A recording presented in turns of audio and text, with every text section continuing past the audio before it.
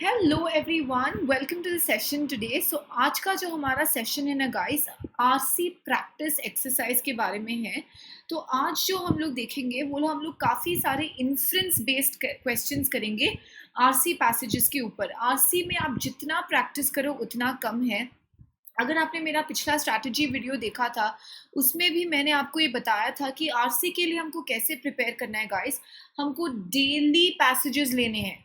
अगर हम daily passages नहीं ले पा रहे for some reason, time constraint के कारण, तो एटलीस्ट इन अ वीक हमको 4 टाइम्स तो आरसी पैसेजेस करने ही हैं। There is no shortcut to this guys, there is no shortcut to practice. वो आपको करना ही पड़ेगा। जितने भी टिप्स है, टेक्निक्स है, ट्रिक्स है, स्ट्रैटेजीज है, वो सब मैं आपके लिए लेकर आऊंगी। But for that you will also have to practice. तो जैसे मैंने आपको बोला भी था कि अगर हम एक मैराथन रेस भागते हैं, तो अगर हमको 10 किलोमीटर्स का मैराथन रेस है, तो हम डेली सिर्फ 10-10 मिनट, आधा आधा किलोमीटर, 1-1 किलोमीटर नहीं भागेंगे। अगर हमको 10 किलोमीटर्स के रेस के लिए प्रैक्टिस करनी है, तो हम 10 किलोमीटर की रेस ही भागेंगे रोज। शुरू करेंगे, ठीक है, 3 से, फिर 4, फिर 5, फिर 6। पर जो अंत में हमको रोज 10 किलोमीटर भागना पड़ेगा, फिर ही हमारा स्टैमिना मैराथन में टिक पाएगा, फिर ही हम मैराथन में उतना देर के लिए भाग पाएंगे। तो वही यहाँ पे अप्लाई होता है। एग्जाम में कितने पैसेजेस आते हैं गाइस? 5 पैसेजेस, 4 से 5 पैसेजेस आते हैं।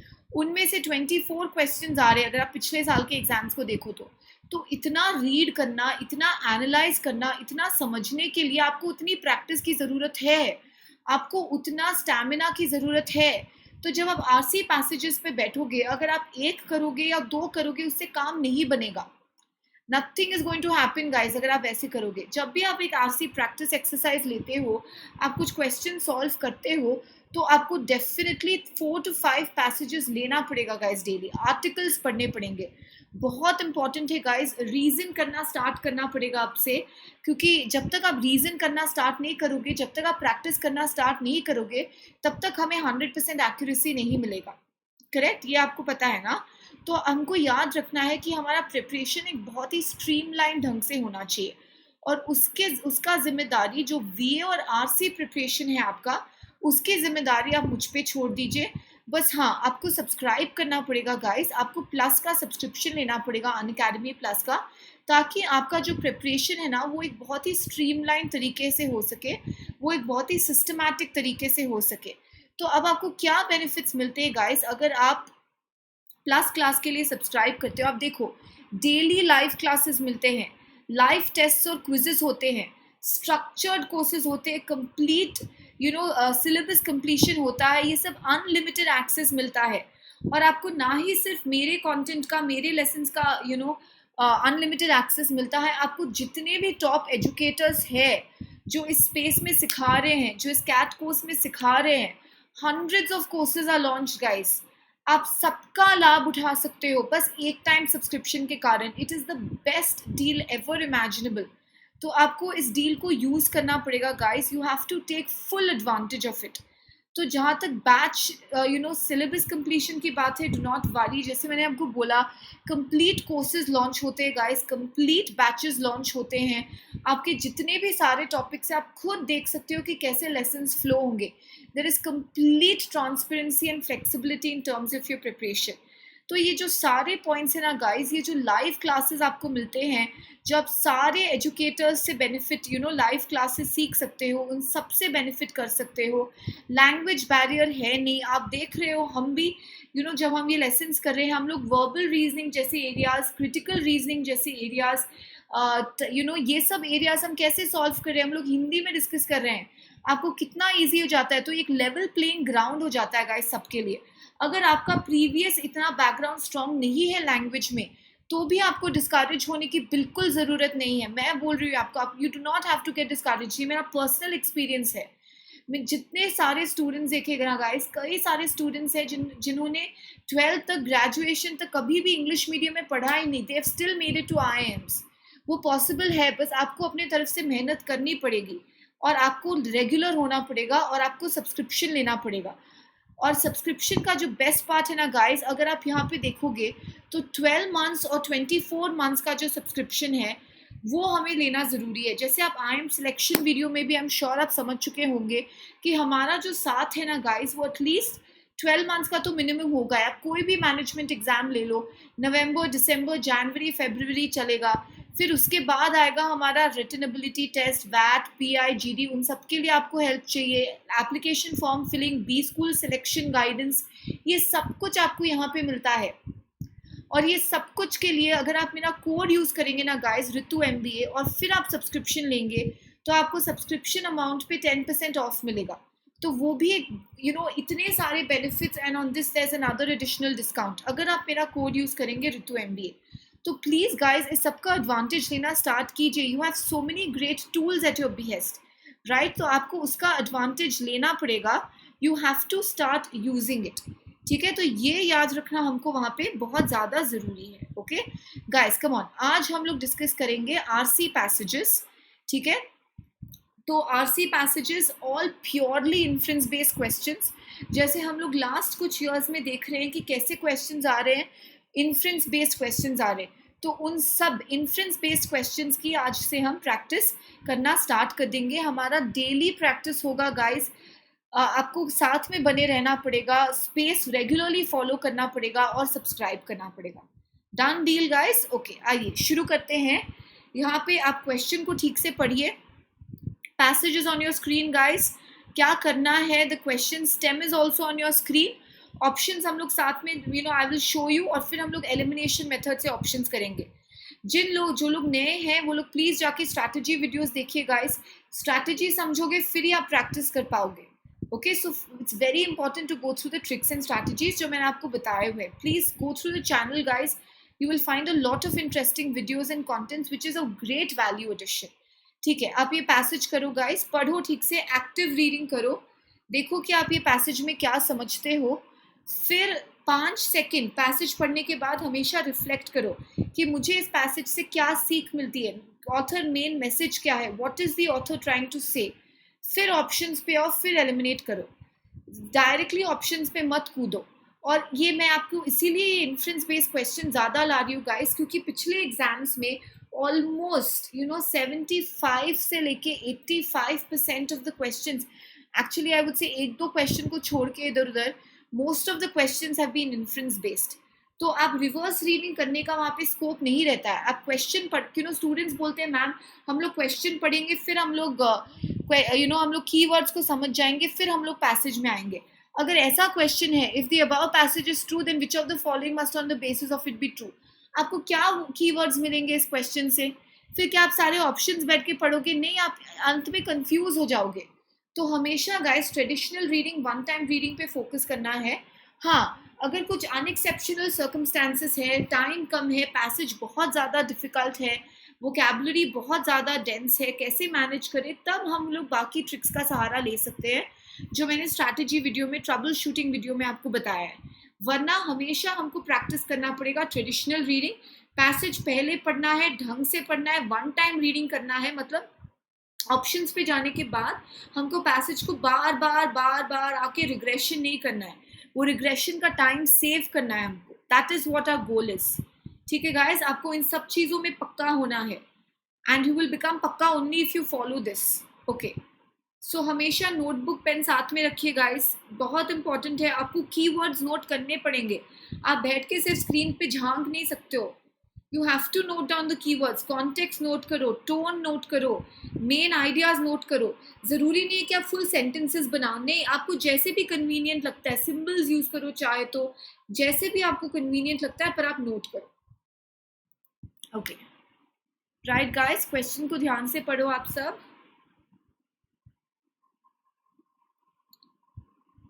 Understand the context, understand the main idea, understand the author's position. फिर आपको क्वेश्चंस बिल्कुल भी डिफिकल्ट नहीं लगेंगे, बहुत इजी लगने लग जाएंगे। Half of your task will be over. Okay guys, आपने क्वेश्चन पढ़ लिया आई एम श्योर। अब मैं एक बार आप सबको आंसर ऑप्शंस दिखा देती हूँ। Please register your answers in your minds. Okay, और जब हम लोग डिस्कस करेंगे आप देख सकते हो आप राइट हो या रॉन्ग हो। क्वेश्चन स्टेम, जो हाईलाइटेड पोर्शन है उसको प्लीज ढंग से समझिए। चाहता क्या है आपसे ये question? What are you looking for in your answer? Which of the following must on the basis of the passage be true. अगर हम समझे कि पैसेज ट्रू है, अगर हम समझे कि पैसेज करेक्ट है, तो इनमें से कौन सा कंक्लूजन या इनमें से कौन सा अंडरस्टैंडिंग या इनमें से कौन सा स्टेटमेंट भी ट्रू है। पैसेज का जो नॉलेज है हमको उसको अप्लाई करना है, ये टिपिकल एप्लीकेशन क्वेश्चन है। ओके ओके गाइस, देखो क्वेश्चन ऑप्शंस कितने सिमिलर लग रहे हैं। डिफरेंशिएट करना बहुत ज़रूरी है, कंपैरिजन करना बहुत ज़रूरी है, एलिमिनेशन करना बहुत ज़रूरी है। अब तक आप सब लोग इतने वीडियोस देख के अप्रोच आई होप समझ गए होंगे। ओके गाइस, आपने अपने आंसर्स अपने अपने माइंड में रजिस्टर कर लिया आई होप। आइए अब हम लोग क्वेश्चन को एक बार ठीक से पढ़ते हैं और फिर मैं आपको बताती हूँ कि आपका आंसर राइट है या नहीं। Okay let's start. ठीक है, let's start our discussion. Great. Okay, तो यहाँ पे अगर आप देखोगे बोला जाता है कि years ago consumers in Finland began paying an energy tax in the form of 2 pennies for each unit of energy consumed that came from non-renewable sources। तो हर नॉन रेन्यूएबल सोर्स का जो यूनिट वो लोग कंज्यूम करते थे energy का, सब type की एनर्जी नहीं, सिर्फ नॉन रेन्यूएबल सोर्सेस। अभी नॉन रेन्यूएबल सोर्सेस क्या होते हैं, जैसे कोल हो जाता है, ये सब जो नॉन रेन्यूएबल होता है, जो जैसे सोलर एनर्जी होता है वो रेन्यूएबल हो सकता है, वो बार बार जेनरेट रीजेनरेट हो सकता है, रिसाइकिल हो सकता है। नॉन रेन्यूएबल है जिसको बनने में वापस सालों साल, करोड़ों साल, लाखों साल, हजारों साल लग जाते हैं। Okay, following the introduction of the energy tax, there was a steady reduction in the total yearly consumption of non-renewable energy source। स्वाभाविक है, अगर आप एनर्जी टैक्स डालोगे तो फिर कंज्यूमर्स को वो एक बहुत ही डेटरेंट फैक्टर लगेगा, वो लोग इसको अवॉइड करने के लिए अपना कंजम्पशन रिड्यूस कर देंगे। करेक्ट, ठीक है। If the above passage is true, अगर हम ये मान ले कि जो भी यहाँ पे दिया गया कि हाँ एनर्जी टैक्स इम्पोज हुआ था और energy tax non renewable sources पे इम्पोज होने के बाद नॉन रेन्यूएबल सोर्सेज का एनर्जी कंजम्पशन धीरे धीरे स्टेडीली घटता जा रहा था, तब इनमें से कौन सा ऑप्शन भी ट्रू हो जाता है। तो हम इस पैसेज का जो डेटा है उसको अप्लाई करना है। ठीक है, अब ए ऑप्शन देखिए, there was a steady decline in the yearly revenues generated by the energy tax। अगर एनर्जी कंजम्पशन कम है, अगर एनर्जी कंजम्पशन को धीरे धीरे रिड्यूस कर रहे हैं लोग, तो इसका मतलब जो एनर्जी टैक्स है उसमें भी स्टेडी डिक्लाइन आएगा। करेक्ट, ओके, ए को साइड में रखते हैं। B, there was a steady decline in the total amount of energy consumed. यहाँ पे दिया टोटल अमाउंट ऑफ एनर्जी, पर कौन सा एनर्जी गाइस, कॉन्टेक्स्ट समझो ठीक से। देखो ऑप्शन, क्वेश्चन जनरल है या स्पेसिफिक है। Question is specific about non renewable energy source, option B is general, it is talking about energy. Energy can include both ना, energy can include non renewable source also, energy can include renewable source also, energy can include both.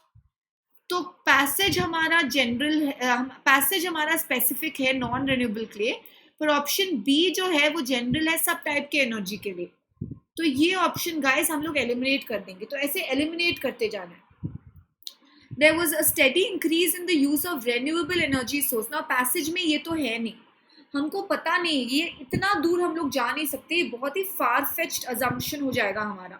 हमें passage में सिर्फ दिया गया कि non renewable energy consumption के बारे में क्या हुआ है, हम रेन्यूएबल एनर्जी सोर्स के बारे में क्या हुआ है उसको हम कैसे बोल सकते हैं इट इज डेफिनेटली ट्रू। वो ट्रू तो नहीं हो सकता, भले एक अंदाजा लगा लो आप, पर वो ट्रू तो हम कैसे बोल सकते हैं ऐसे, इट बिकम्स, क्योंकि इसके बारे में पैसेज तो कुछ बोल नहीं रहा है, passage is silent about this, तो ये हो जाता है irrelevant, not related to the passage, because passage is not talking about this. Correct. D, the use of renewable energy sources in Finland greatly increased। now again passage renewable energy source के बारे में silent है, कुछ बोल ही नहीं रहा है, तो ये ऑप्शन भी irrelevant हो जाता है, क्योंकि we cannot say on the basis of the information in the passage, on the basis of in it, I cannot say that C and D are true because the passage is silent about renewable energy source। ठीक है, आपको ये समझ में आ गया है शायद, passage कुछ बोलता नहीं उसके बारे में, तो वो ऑप्शन हमारा हो नहीं सकता है। तो इजीली एलिमिनेशन मेथड के साथ, एप्लीकेशन के साथ गाइस हमारा आंसर यहाँ पे क्या हो जाएगा, ए। अगर लोग कम कंज्यूम कर रहे हैं तो उनको कम टैक्स भी भरना पड़ेगा, आसान सी बात है। Okay guys, clear? I hope आपको ये समझ में आ गया हो। राइट, एक्टिव रीडिंग कीजिए, अप्रोच को यहाँ पे समझने की कोशिश कीजिए। हमेशा देखिए पैसेज जनरल है या स्पेसिफिक है, पॉजिटिव है या नेगेटिव। याद है हमने डिस्कस किया था लैंग्वेज के 3 पैरामीटर्स है, सब्जेक्ट, स्टाइल और टोन। देखिए सब्जेक्ट क्या है, जनरल है, स्पेसिफिक है। टोन क्या है, पॉजिटिव, नेगेटिव है या न्यूट्रल है। स्टाइल ऑफ राइटिंग कैसा है, फॉर्मल है, इनफॉर्मल है। ये सब हम लोग कर चुके हैं, आपको जाके एक बार रिविजिट करना पड़ेगा अगर आपने पहले ये वीडियोस नहीं देखे हैं या आप भूल गए हो तो, क्योंकि strategies are very important guys. यहाँ पे आप अप्रोच समझिए। Okay guys, clear, fair enough? ठीक है, आइए अब आगे बढ़ते हैं। ओके नेक्स्ट एक और क्वेश्चन लेते हैं। डन, चलो। पैराडॉक्स क्वेश्चन, वाह, बहुत ही इंपॉर्टेंट क्रिटिकल रीजनिंग क्वेश्चन है। हमने पैराडॉक्स का मतलब डिस्कस किया था, मैं आपको वापस बताऊंगी, पर आप पहले एक बार पैसेज पढ़ लो, आप देखो आप समझ पाते हो नहीं कि पैराडॉक्स का मतलब क्या है। So read the passage one guys. पर हाँ, रिमेंबर एक्टिव रीडिंग हमको करना बहुत जरूरी है। Read understand, read understand, read understand, very important. Tone पकड़ो, स्टाइल पकड़ो, सब्जेक्ट पकड़ो, very crucial guys, all of these factors are, come on।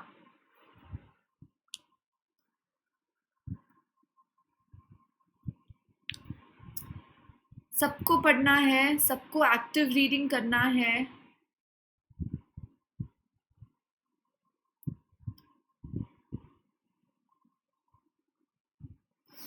Okay, catering के बारे में और रेस्टोरेंट फूड के बारे में यहाँ पे कंपैरिजन है। ये सब एप्लीकेशन बेस्ड क्वेश्चंस है गाइस, सब रीजनिंग बेस्ड क्वेश्चंस है। मैं बार बार बोल रही हूँ कि CAT has become very different from before. कैसे डिफरेंट हो गया, पहले ज़्यादा फोकस होता था लैंग्वेज पे, इसलिए आपको सिनोनिम्स एंटोनिम्स आते थे, इसीलिए आपको ग्रामर के क्वेश्चंस आते थे ज़्यादा। पूरा फोकस था लैंग्वेज पे जो मेनली था। अब जो हो गया वो मेन फोकस हो गया रीजनिंग पे, क्योंकि उनको समझ में you know they think that या you as a management student आपको केस स्टडीज पढ़ने होंगे, आपको अप्लाई करना पड़ेगा, आपको रिपोर्ट्स पढ़ने होंगे, आपको स्टैटिस्टिक्स इन्फो करने पड़ेंगे। तो are you fit to be a management student or not, are you fit to get admission into their institution or not, that they are checking now. Language के हेल्प से, हाँ, पर लॉजिक बहुत important हो गया गाइस।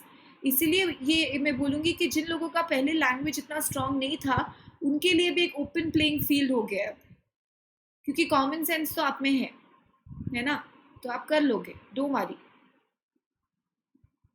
ओके, क्वेश्चन पढ़ लिया guys. चलो अब ऑप्शन दिखा देती हूँ मैं आपको, आप अपने आंसर माइंड में बिठा लो, ठीक है? आप आंसर सोच लो, फिर मैं आपको बताऊंगी करेक्ट आंसर क्या है, और फिर हम लोग कंपैरिजन एलिमिनेशन करेंगे। रिमेंबर, कंपैरिजन एलिमिनेशन, ये हमारा स्ट्रैटेजी आंसर्स के लिए। पढ़ लो आप एक बार।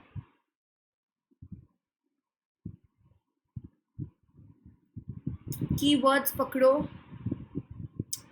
कोई भी कीवर्ड हो, बट, येट, दो, हाउएवर, सम, मेनी, ऑल, फ्यू, देयरफॉर, दस, ये सब के सब कनेक्टर्स, ये सब के सब बहुत की वर्ड्स है, इसलिए ग्रामर इतना बड़ा रोल प्ले कर जाता है इन वर्ड्स के कारण। देखो पैसेज इसके बारे में बोल रहा है या नहीं, क्लू मिल रहा है नहीं हमसे, हमें पैसेज से। इनकरेक्ट है, इररेलेवेंट है, इनकम्प्लीट है, ऐसे कैटेगराइज करते जाओ ऑप्शंस को। ठीक है गाइस, आप लोग पढ़ चुके होंगे I hope. Okay, done. 1.5 minute से ज्यादा आपको लगना नहीं चाहिए यहाँ पे।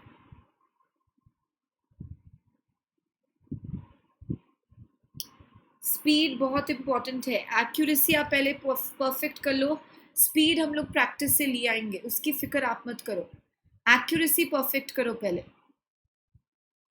ओके, चलो गाइस पढ़ते हैं क्वेश्चन को, ठीक है? Despite the fact that the health inspection procedures for catering establishments, health inspection keyword, catering establishments are more stringent। अब ये stringent का मतलब क्या होता है guys?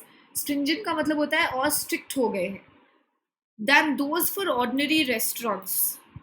More cases of food poisoning reported to the city health department were brought on by banquets served by catering services than restaurant meals. तो समझो, जो केटरिंग एस्टैब्लिशमेंट्स है उसमें हेल्थ इंस्पेक्शन काफ़ी सिवियर होता है रेस्टोरेंट्स के कंपैरिजन में, पर जो फूड पॉइजनिंग के केसेस है जो रिपोर्ट हुए हैं वो इन केटरिंग सर्विसेज से ज़्यादा है दैन रेस्टोरेंट्स.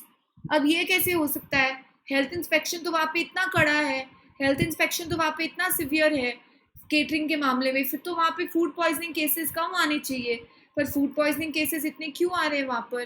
तो कुछ तो रीज़न होगा, कुछ तो लॉजिक होगा, वो लॉजिक हमको यहाँ पे ढूंढना है, विच विल हेल्प एक्सप्लेन कि ऐसा क्यों हो रहा है, ये पैराडॉक्स क्यों हो रहा है. अब पैराडॉक्स का मतलब क्या है? आप सबको याद होगा हमने किया था आयरनी और पैराडॉक्स का डिफरेंस हमारे आरसी टोन्स के वीडियो में. पैराडॉक्स जो होता है ना गाइस, वो कॉन्ट्रडिक्शन होता है. अगर मैं बोलूँ कि there was a bumper harvest of crop, एक बहुत अच्छा क्रॉप सीजन था, फिर भी फार्मर्स आर कमिटिंग सुसाइड, तो पैराडॉक्स हो गया. पॉजिटिव कॉज है कि बहुत अच्छा प्रोडक्शन है क्रॉप का, पर उसका जो इफेक्ट है वो नेगेटिव हो गया. इफेक्ट क्यों नेगेटिव हो गया? अगर जो है क्रॉप्स का जो प्रोडक्शन इंक्रीज होता है, साथ ही साथ सप्लाई इंक्रीज होती है, सप्लाई के साथ इंक्रीज होने के साथ क्या हो जाता है गाइस, हम सबको पता है जब सप्लाई इंक्रीज होता है तो प्राइसेस नीचे चले जाते हैं. तो फार्मर्स को सप्लाई तो बढ़ गया पर प्राइसेस कम मिल रहे हैं, इसलिए वो लोग सुसाइड कर रहे हैं. तो कुछ अच्छी चीज़ होती है पर उसका आउटकम जो है वो नेगेटिव निकल जाता है, या कुछ नेगेटिव चीज़ होती है पर उसका आउटकम जो है पॉजिटिव निकल जाता है. तो वो कॉन्ट्रडिक्शन जो है, वो विरोधाभास जो है, उसको हम लोग बोलते हैं पैराडॉक्स. तो यहाँ पे पैराडॉक्स क्या है? हेल्थ इंस्पेक्शन काफ़ी स्ट्रिक्ट है केटरिंग में रेस्टोरेंट से कंपैरिजन, फिर भी क्यों फूड पॉइजनिंग के केसेस बैंक्वेट्स में ज़्यादा रिपोर्ट हो रहे? उसका लॉजिक या उसका रीज़न हमको समझना है. करेक्ट? ओके. अब अगर मैं आपसे पूछूं ना गाइस, कौन सा ऑप्शन कंप्लीटली आपको बेतुका लग रहा है या कौन सा ऑप्शन कंप्लीटली आपको इरेलीवेंट लग रहा है, जो आपको पूरा का पूरा आउट ऑफ कॉन्टेक्स्ट लग रहा है, जो किसी से भी यहाँ पे रिलेटेड नहीं है? सी, many restaurants provide catering services for banquets in addition to serving individual meals. So what do we do of this? यहाँ पे क्या ये रीज़न बता रहा है कि क्यों बैंक्वेट्स में फूड पॉइजनिंग केसेस ज़्यादा है? नहीं, ये उसका रीज़न नहीं बता रहा, तो ये एक्चुअली थोड़ा इरेलीवेंट हो जाता है. ऐसे ना आपको एक दो ऑप्शन मिल ही जाते हैं जो आप इजीली एलिमिनेट कर पाओ, तो आपको थोड़ा कंपैरिजन और एलिमिनेशन मेथड याद रखना पड़ेगा. ठीक है, अब यहाँ पे देखो, ए में चलते हैं. A significantly larger number of people eat in restaurants than attend catered banquets.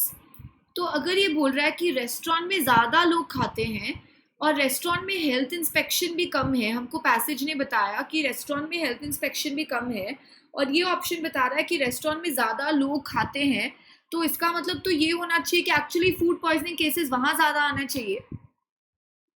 पर ये फिर भी नहीं आंसर करना कि अरे बैंक्वेट और केटरिंग में क्यों ज़्यादा केसेस आ रहे हैं, वो नहीं बताता है, तो ए भी चला जाता है. करेक्ट ना? Fair. Okay. B, catering establishments know how many people they expect to serve, therefore are less likely than restaurants to have leftover food, a major source of food poisoning. ये बोल रहे हैं केटरिंग जो establishment है वो आसानी से अंदाज़ा लगा देते हैं कि कितने प्लेट सर्व होंगे और उस हिसाब से वो लोग खाना प्रिपेयर करते हैं, तो उनका लेफ्ट ओवर फूड बचता नहीं है, जिससे जो ये लेफ्ट ओवर फूड है वो major source of food poisoning है. तब तो भाई केटरिंग सर्विस बहुत अच्छा काम कर रहे हैं, तब तो उनका केस ऑफ फूड पॉइजनिंग कम होना चाहिए, फिर केस ऑफ फूड पॉइजनिंग वापस क्यों ज़्यादा है? ये तो उसका भी आंसर नहीं दे रहा है.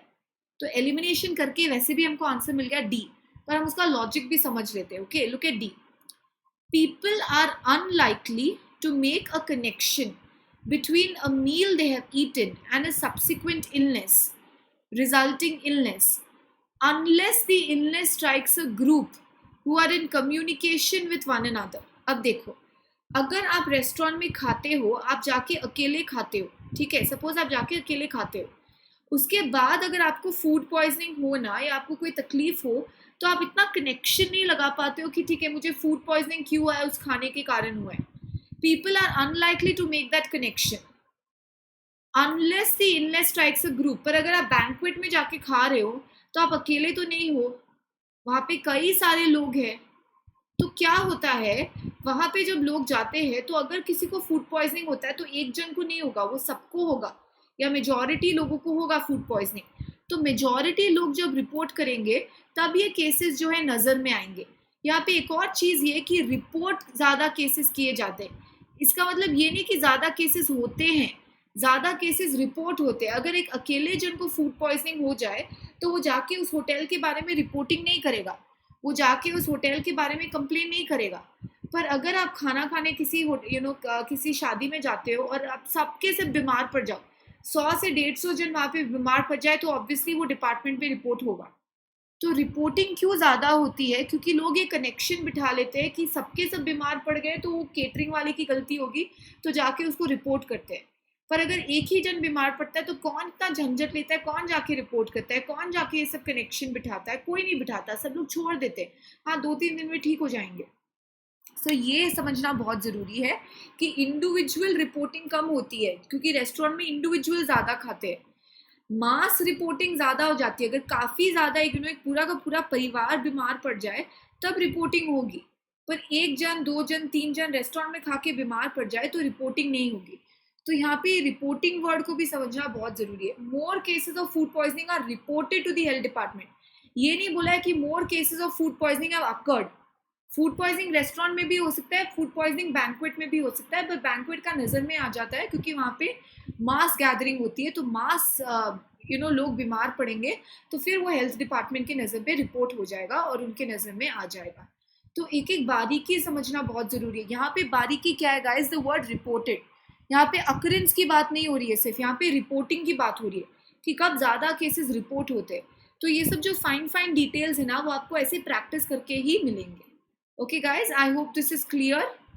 गुड गुड क्वेश्चन ना। चलो आते हैं नेक्स्ट क्वेश्चन पे। ओके गाइज, पढ़ो। Come on, all of you should read. Interesting सा पैसेज है, काफी इंटरेस्टिंग पैसेज है, पढ़ो आप एक बार, फिर मैं आपको क्वेश्चन स्टेम दिखाऊंगी। कीवर्ड्स नोट करते जाओ, अपना बुक और पेन साथ में रखो हमेशा, क्योंकि कैट में अंडरलाइनिंग फीचर तो होगा नहीं। अगर हम पिछले साल के एग्जाम्स पे जाए तो अंडरलाइनिंग फीचर नहीं होगा, तो इंपॉर्टेंट पॉइंट कैसे याद रखोगे कि आप सब कुछ अपने माइंड में रिटेन कर पाओगे? नहीं, तो आपको लिखना पड़ेगा, आपको नोट्स बनाने पड़ेंगे, आपको कनेक्शंस बनाने पड़ेंगे, और जब आप आंसर ऑप्शन पे आओगे तो आपको वही नोट्स और वही कनेक्शंस हेल्प करेंगे। Okay, come on guys, all of you should get this right. 100% accuracy, target 100, that's our aim. Passage को समझो, देखो कितना डिफरेंट पैसेज है। ये हो गया हमारा थोड़ा बायोलॉजिकल पैसेज। हर टॉपिक जरूरी है गाइस, हर टॉपिक से कहीं से भी पैसेजेस आ सकते हैं, सबकी प्रैक्टिस करवाना चाहिए। And I will do that, I will make sure कि आप सब चीज़ों से फेमिलियर हो जाओ before the exam, and you get that 100% accuracy and target 100।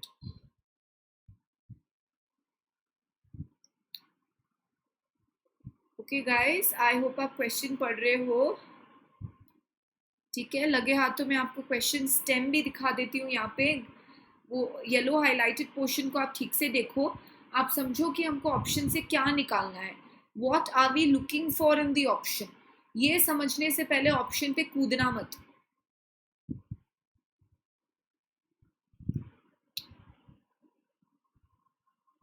Okay guys, additional evidence मतलब हमको पैसेज में कुछ ऐड करना हो तो उसे और सपोर्ट करना हो, तो it's actually a strengthening question. एक इनडायरेक्ट वे है बोलने का, how will you strengthen the passage, how will you support the passage, how will you add to the passage. It's a strengthening question. Additional evidence चाहिए, additional support चाहिए।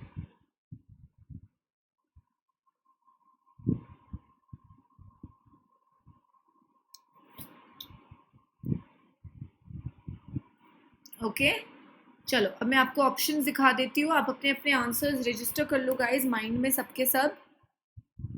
ठीक है, फिर मैं आपको क्वेश्चन डिटेल में सॉल्व करके हम लोग देखेंगे कि आपका आंसर राइट था या रॉन्ग था।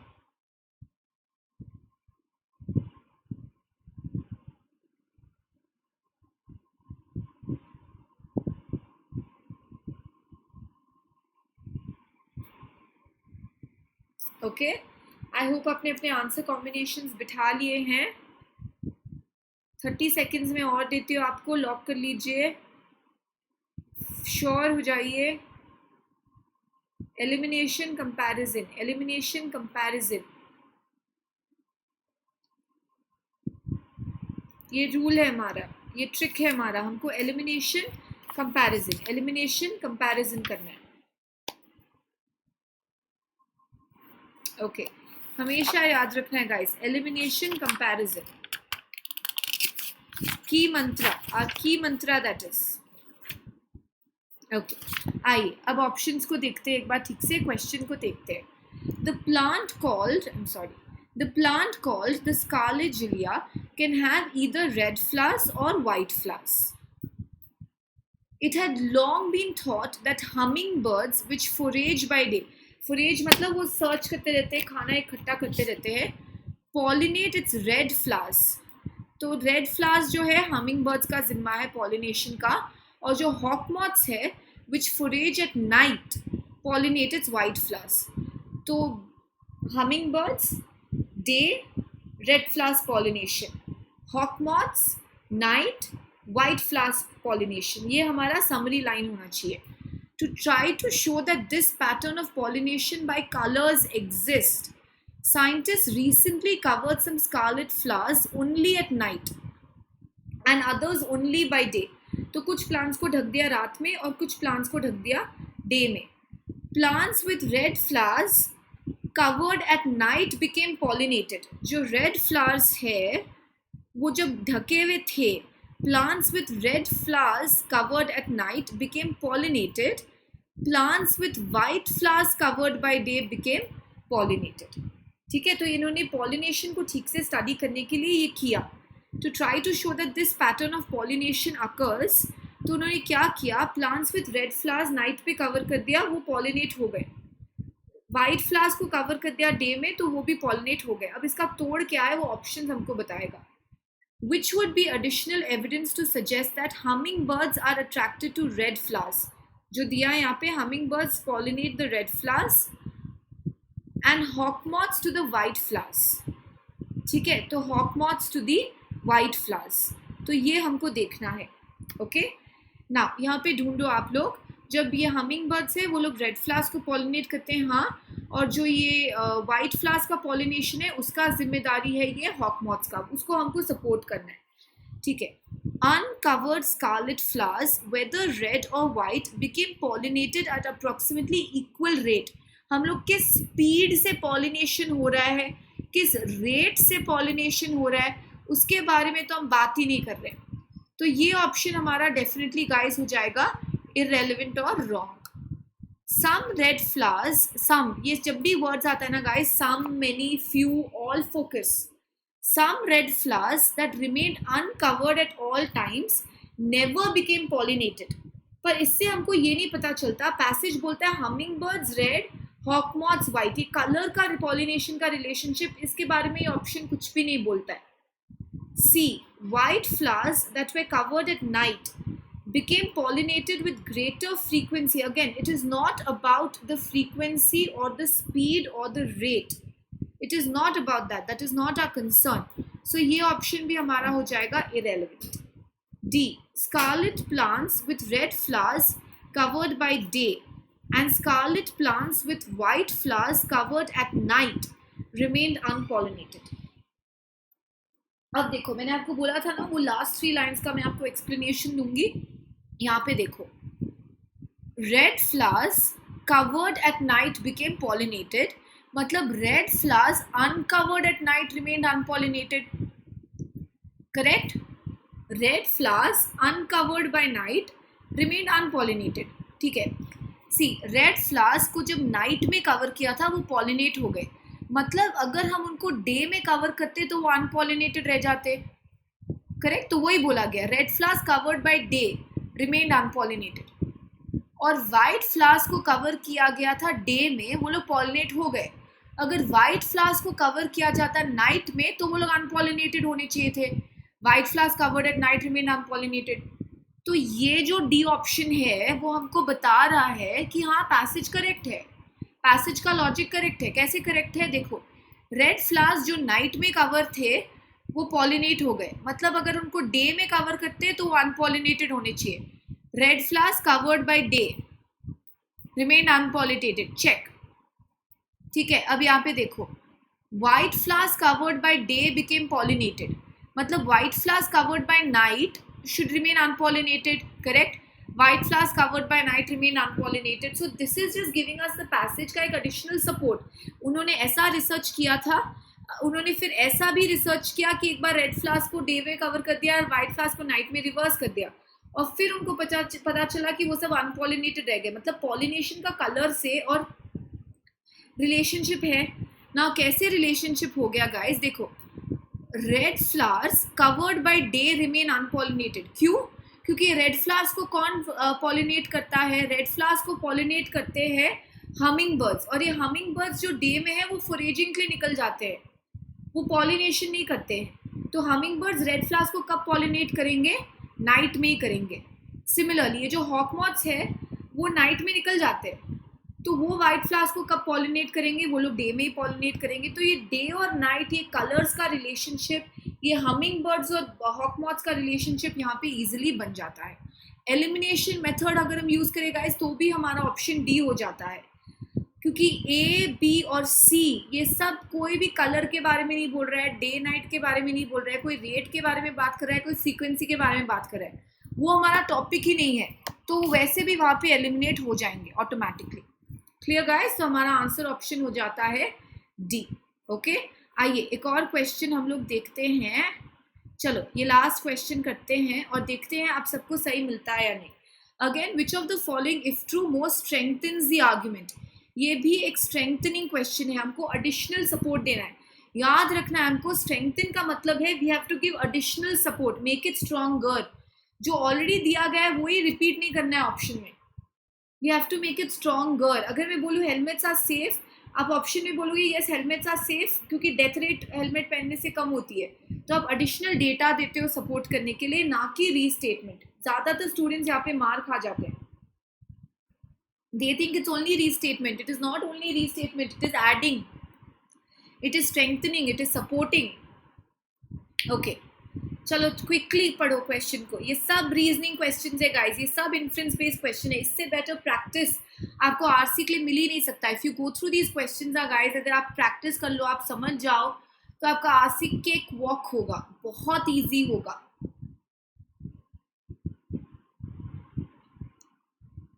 ओके,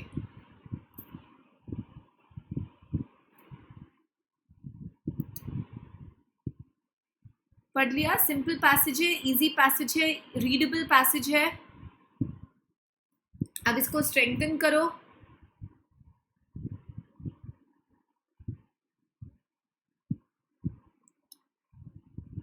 ओके, रिफ्लेक्ट करो पैसेज के ऊपर, पैसेज क्या बोलना चाहता है, हमको क्या प्रूव करना है, हमें क्या स्ट्रेंथन करना है, पैसेज का की मैसेज क्या है, वो लिख लो। ओके, अब ऑप्शंस पे आते हैं। ऑप्शंस आप प्लीज डिसाइड करो। I will give you around 45 seconds guys, options go through करो, decide what your option should be, elimination comparison करो।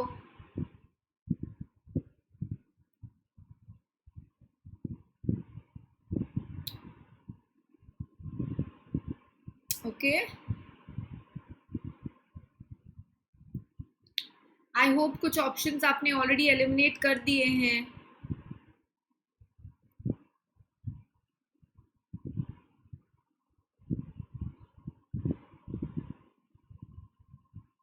हर एक वर्ड पे फोकस करो।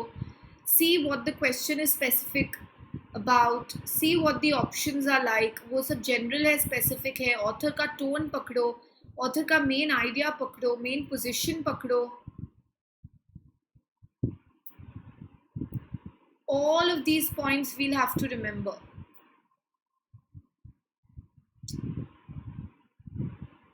Okay guys, I hope आपने आंसर्स लॉक कर लिए। अब आइए से एक बार साथ में देखते हैं। Sales can be increased by the presence of sunlight within a store. Has been shown by sales का relationship ये लोग डाल रहे हैं sunlight से। अगर sunlight है तो sales increase हो रहे हैं। by the experience of the only safe fast department store. एक स्टोर का एग्जांपल लेके बात कर रहे हैं with a large skylight. मतलब स्काई लाइट है, मतलब ऊपर you know there is a transparent let's say glass, और जो पूरा का पूरा नेचुरल सनलाइट है वो अंदर आता है. हाउ ब्यूटीफुल ना. The sky light allow sunlight into half of the store. अच्छा, जो स्टोर है उसका जो आधा हिस्सा है वो स्काई लाइट है. ओके, सो लेट्स से ये हिस्सा जो है यहाँ पे स्काई लाइट या नेचुरल लाइट आ रहा है. Okay, reducing the need for artificial light. तो इस हिस्से में हमको आर्टिफिशियल लाइट की ज़्यादा ज़रूरत नहीं पड़ती है, और जो बाकी का स्टोर है वो सिर्फ आर्टिफिशियल लाइट है.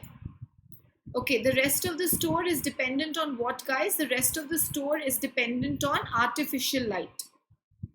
Since the store opened 2 years ago, the departments on the sunlit side, ये जो sunlight आ रहा है, वो departments have had substantially higher sales than the other department. देखो, एक store में ही बोल रहे हैं कि जहाँ पे skylight था वहाँ के जो areas है, वहाँ के जो units है, वहाँ के जो departments है, वहाँ का sale बहुत high था, ना कि artificial light पे. अब हमको प्रूव करना है कि हाँ भाई, जब सनलाइट था, जो स्काईलाइट एरिया था, वहाँ पे काफ़ी अच्छी सेल्स हुई है, जो आर्टिफिशियल लाइट एरिया था वहाँ पे अच्छी सेल्स नहीं हुई है. ठीक है, on particularly cloudy days more artificial light is use to illuminate the part of the store under the skylight. पर ये हमको सेल्स के बारे में कुछ नहीं बोलता है. तो उसका सेल्स क्या उस कारण सफ़र हुआ था जब आर्टिफिशियल लाइट यूज़ करना पड़ा, सेल्स पे क्या इम्पैक्ट था, ये हमको पता नहीं चलता है. ठीक है, when the store is open at night, night में तो हमको स्काईलाइट नहीं मिलेगा, हमको आर्टिफिशियल लाइट ही यूज़ करना पड़ेगा दोनों हिस्सों में. The departments in the part of the store under the skylight have sales that are no higher, higher नहीं है मतलब इक्वल है, then those of other departments. रात को जब पूरा स्टोर आर्टिफिशियल लाइट में है, तो दोनों साइड्स का स्टोर, इस भाग का भी और उस भाग का भी, दोनों भाग के स्टोर में सेल्स इक्वल आ रहे हैं. दे आर नॉट हायर और लोअर, सेल्स इक्वल आ रहे हैं. तो ये बताता है हमको कि स्काईलाइट दिन में तो जब है तब हमको ज़्यादा सेल्स देता है वो एरिया, रात को जब वहाँ पे भी आर्टिफिशियल लाइट हो जाता है तो वो ज़्यादा सेल्स आने बंद हो जाते हैं.